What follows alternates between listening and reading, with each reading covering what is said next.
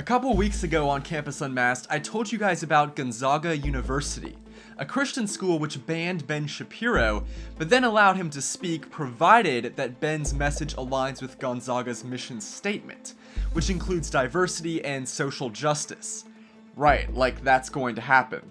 But imposing absurd restrictions on speakers isn't the only way colleges punish conservative students.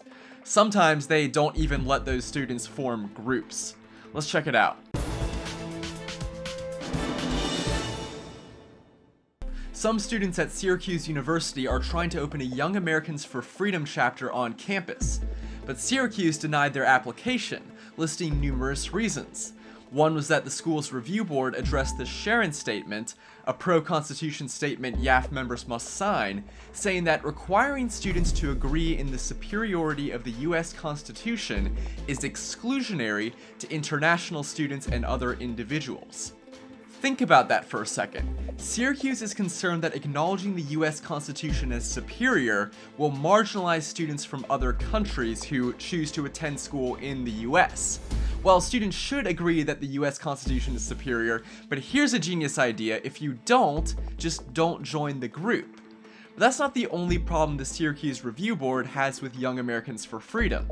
The board also called the group undemocratic in nature, objecting to YAF's definition of quorum as a majority of the total number of officers instead of a majority of members.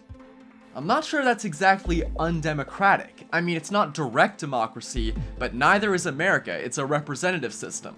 Then again, Syracuse also points out that under the current structure, the YAF chairman can choose however many officers he wants and thereby outweigh the votes of other officers.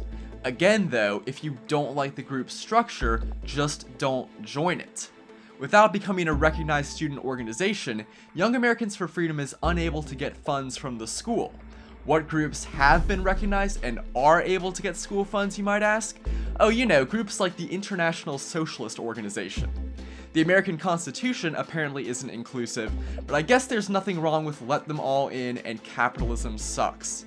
Yeah, that's fine, but I guess calling America the best is just a little too far. For Campus Unmasked, I'm Rob Shimshock. If you like this video and support our mission, please make sure to comment and subscribe. If something happens on your campus and you'd like us to investigate, send us details using the form on campusunmasked.com.